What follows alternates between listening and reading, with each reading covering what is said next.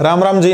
आज हरियाणा जीके के इंपॉर्टेंट प्रश्न पढ़ाएंगे जो ग्राम शिव है, सारे पेपर में काम आओगे। देखो पहला प्रश्न है, हरियाणा के प्रसिद्ध महेंद्रगढ़ के किले का नाम 1861 में किसके नाम पर रखा गया। देखो हरियाणा का एक जिला है महेंद्रगढ़, यो बसा था कन्नौड़ गोत्र के, कन्नौड़िया गोत्र के ब्राह्मणों के द्वारा। ठीक है, महेंद्रगढ़ का जो किला जो है ऐसा माना जाओ है कि जो तात्या टोपे जो है, महान क्रांतिकारी तात्या टोपे ने इस किले को बनाया था।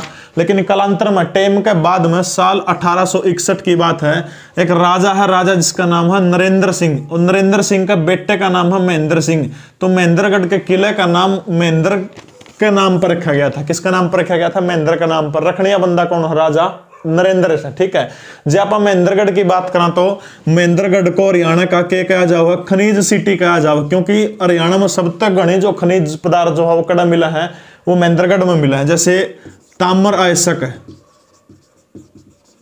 वर्मिक्यूलाइट है,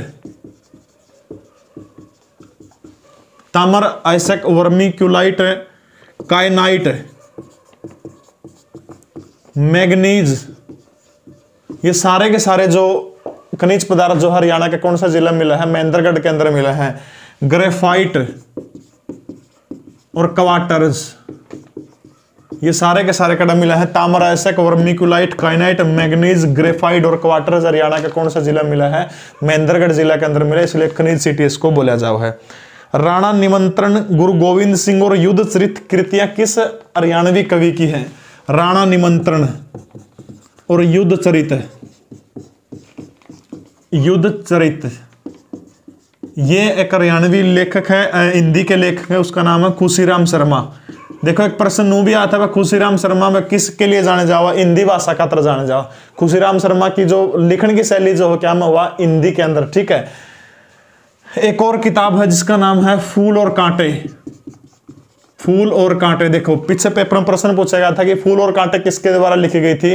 वो लिखी थी रूपनारायण चंदाना, रूपनारायण चंदाना। ठीक है, रूपनारायण चंदाना ने कौन सी लिखी थी? फूल और कांटे।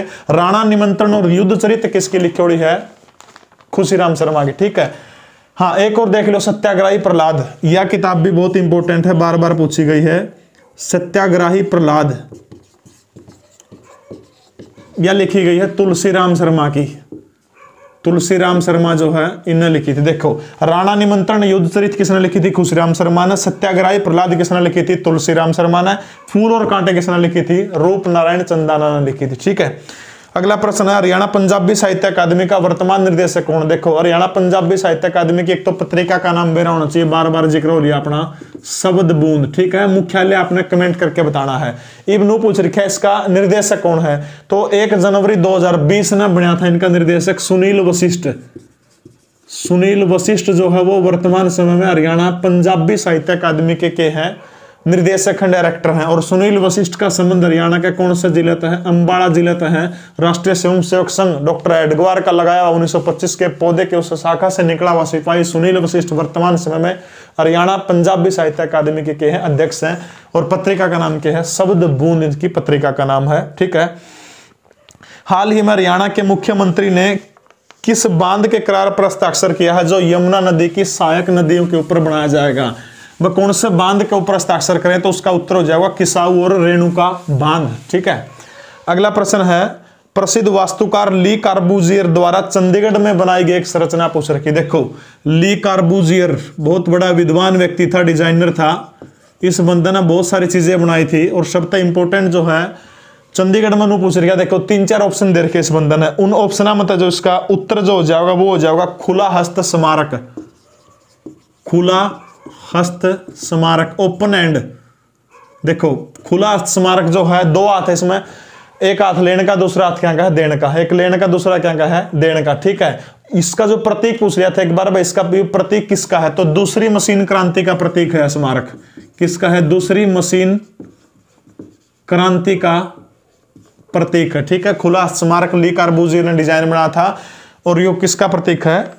दूसरी मशीन क्रांति का प्रतीक है। स्वतंत्रता से पूर्व पंजाब हरियाणा हाईकोर्ट जो था वो कड़ा था, तो स्वतंत्रता से पहले पंजाब हरियाणा हाईकोर्ट जो था वो कड़ा था, लाहौर के अंदर था। ठीक है, और 2016 में लाहौर हाईकोर्ट ने भगत सिंह को जो आतंकवादी घोषित करा गया था अंग्रेजों के द्वारा, वापस से भगत सिंह को न्याय दिलाने के लिए वहां के भगत सिंह फाउंडेशन के अध्यक्ष के द्वारा याचिका दायर करी गई थी। वर्तमान में केस लाहौर हाई कोर्ट में चल रहा है, जहां भगत सिंह, राजगुरु, सुखदेव जैसे शहीदों को शायद न्याय मिल सकेगा इतने सालों के बाद में। ठीक है, अगला प्रश्न है, हरियाणा में कितने विधानसभा क्षेत्र हैं? जब आसान सा प्रश्न, सबने बेरा है 90 विधानसभा क्षेत्र हैं, 17 इनमें SC खातर के हैं, आरक्षित हैं। ठीक है, मोरनी पंचकुला में स्थित एक प्रजनन केंद्र पूछ रखा, कौन सा? देखो मोरनी पंचकुला में ऑप्शन तो कई दे रखे हैं। देखो सबसे पहली देखो मगरमच्छ, मगरमच्छ प्रजनन केंद्र। देखो मगरमच्छ जो है बट छोटा मोटा जोड़ मत रहो, को नहीं बड़ा जोड़ में पाओगे तो हरियाणा का सबसे बड़ा जोड़ कड़ा है, कुरुक्षेत्र में है, ब्रह्म सरोवर है। तो मगरमच्छ प्रजनन केंद्र जो है वो है भोर सोदान, भोर सोदान, और यो कड़ा पड़ा है कुरुक्षेत्र में। ठीक है, मगरमच्छ प्रजनन केंद्र कड़ा है भोर सोदान, कुरुक्षेत्र। ठीक है, अगला है गिद्ध प्रजनन केंद्र, गिद्ध प्रजनन केंद्र। देखो गिद्ध के जो पंजे जो है वो बहुत बढ़िया बताए जाओ, गिद्ध के पंजे याद रखने। ठीक है, मगरमच्छ बड़ा जोड़ में रहोगा, बड़ा जोड़ तालाब मैं सम्मान करता हूं, कदम सोचो गलत बोला है, तीर्थ है हमारे लिए तो बिल्कुल हिंदू धर्म का अति पूजनीय स्थान है, लेकिन याद रखना खतरा, हरियाणा का सबसे बड़ा तालाब जो है वो ब्रह्म सरोवर है, कुरुक्षेत्र में है। और मगरमच्छ जो है बड़ा तालाब में रहोगे, नू याद रख लियो, मगरमच्छ प्रजनन केंद्र बोर सोदान, कुरुक्षेत्र। गिद्ध प्रजनन केंद्र, गिद्ध के याद रखने, पंजे याद रखने हैं, तो वो कड़ा है पिंजौर केंद्र पंचकुला में, कड़ा है वो गिद्ध प्रजनन केंद्र पिंजौर पंचकुला।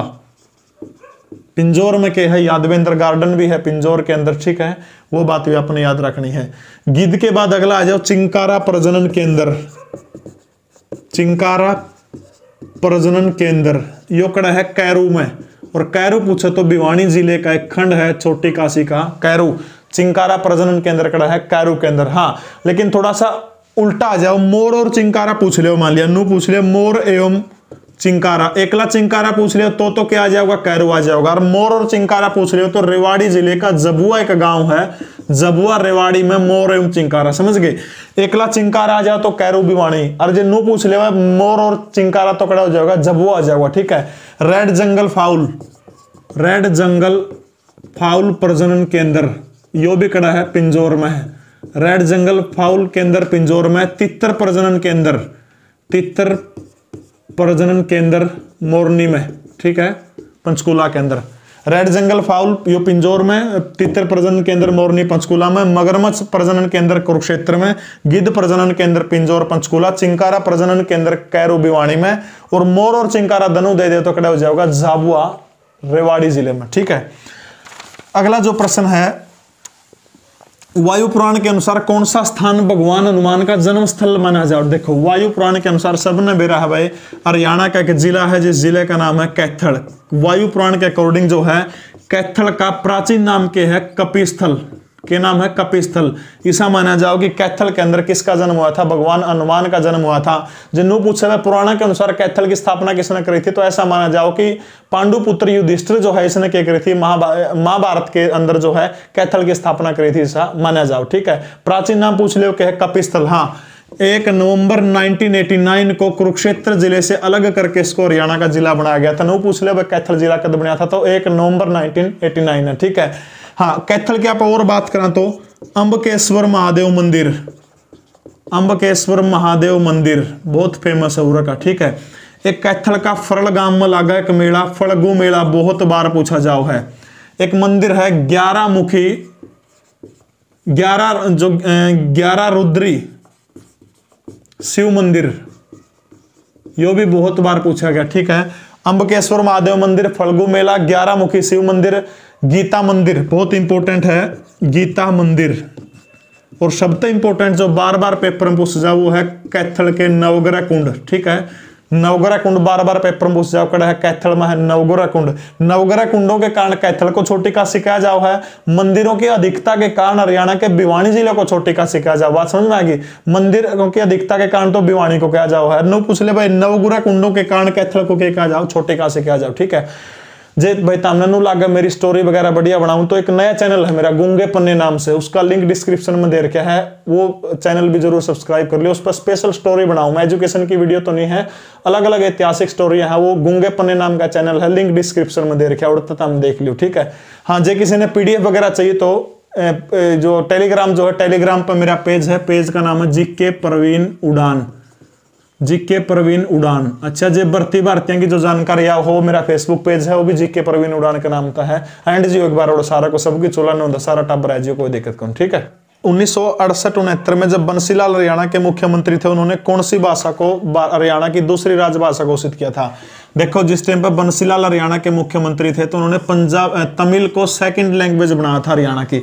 बहुत बड़ी बात है तमिल सेकंड लैंग्वेज, क्योंकि पंजाब वाला अपना SYL के मुद्दे के ऊपर विवाद था, तो उसका चिड़ान खातर क्या किया था, तमिल भाषा को क्या बना दिया था, हरियाणा की दूसरी भाषा का दर्जा प्राप्त कर दिया था।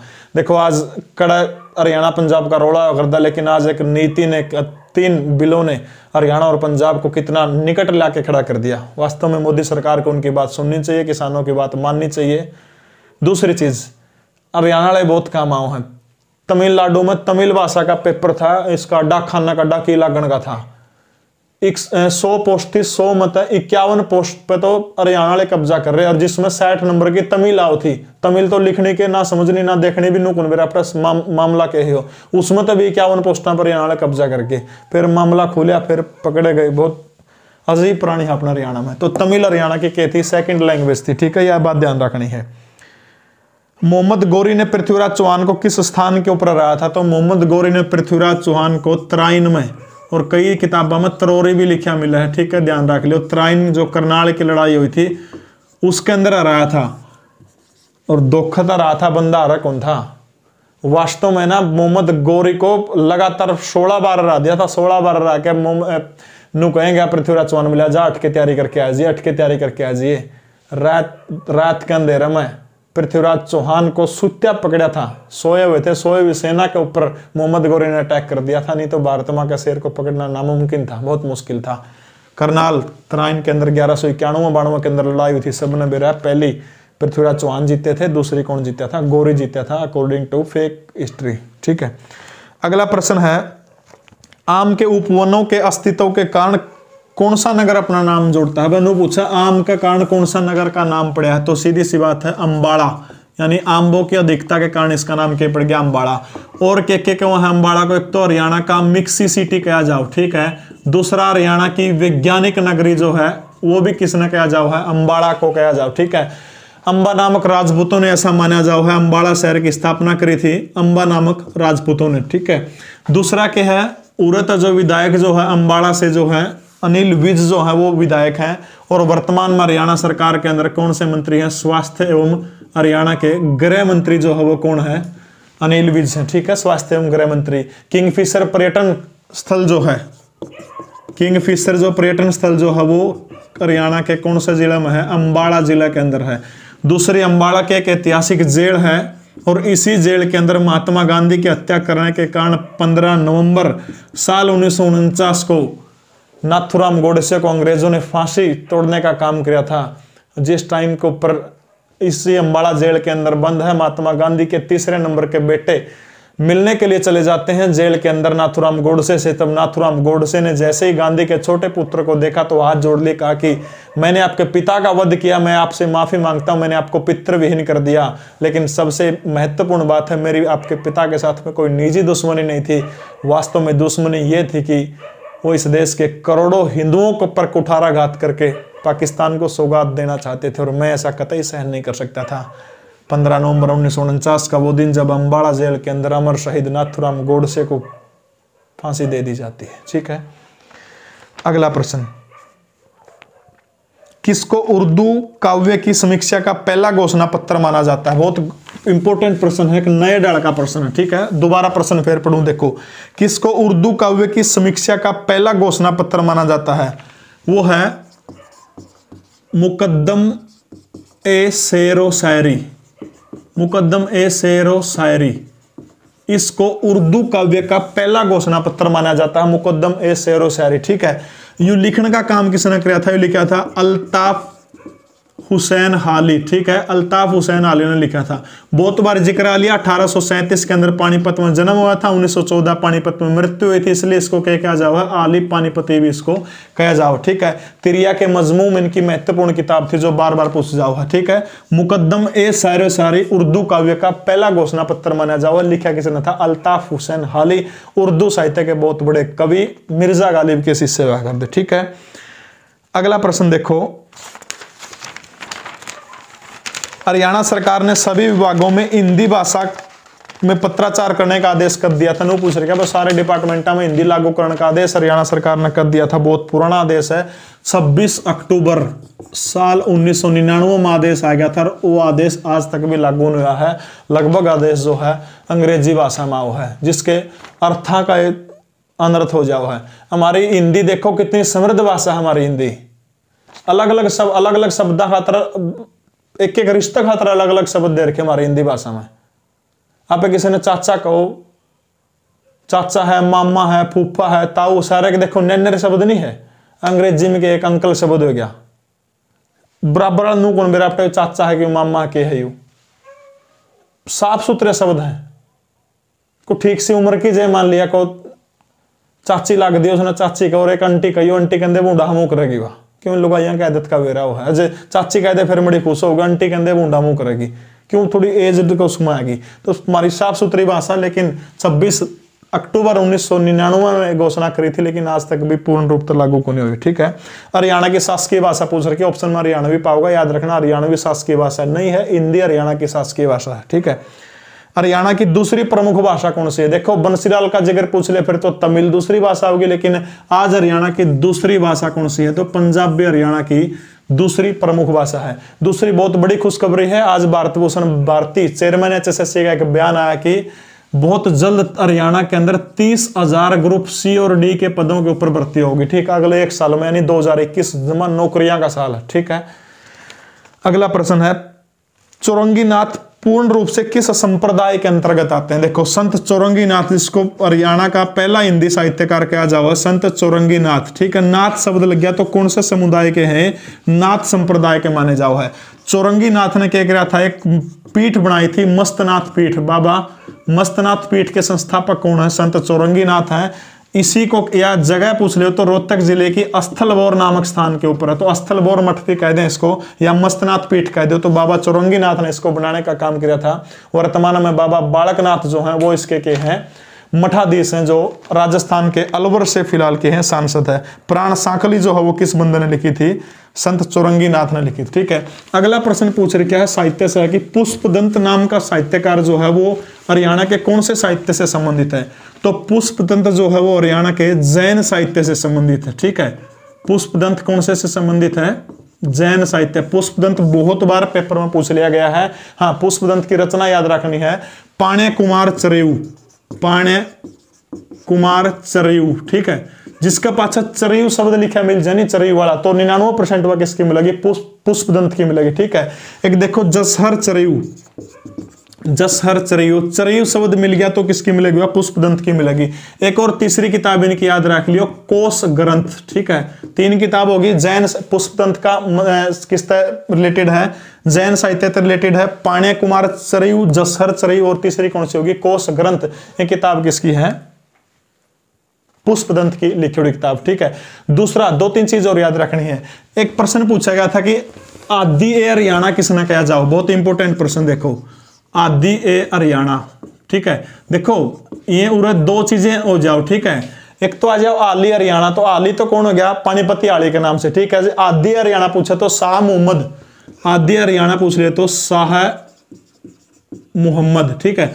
आदि हरियाणा के नाम से किसको जाना जाता है, शाह मोहम्मद के नाम से जाना जाता है। इनकी एक रचना है अकायदे अजीम, ठीक है, अकायदे अजीम, या जो अकायदे अजीम जो है या हरियाणवी गद्य की पहली रचना मानी जाओ, ठीक है। हरियाणवी गद्य की पहली रचना पूछ रहे हो तो कौन सी है, अकायदे अजीम हरियाणवी गद्य की पहली रचना मानी जाओ है। किसने लिखी थी, शाह मोहम्मद सईद ने लिखी थी, और इसी को क्या जाओ है, आदि हरियाणा के नाम से इसको जाना जाओ, ठीक है। जिन्हों पूछ ले हरियाणवी रामायण की रचना किसने करी थी, तो सबने मेरा है खुदा बख्श अहमद, खुदा बख्श अहमद। इसने क्या किया था, हरियाणवी रामायण की रचना करी थी। जिन्हों पूछ लिया हरियाणवी गीतांजलि की रचना किसने करी थी?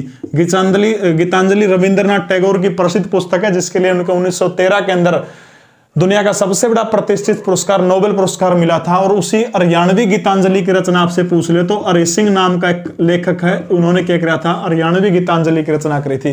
खुदाबख्श अहमद ने हरियाणवी रामायण की रचना करी थी।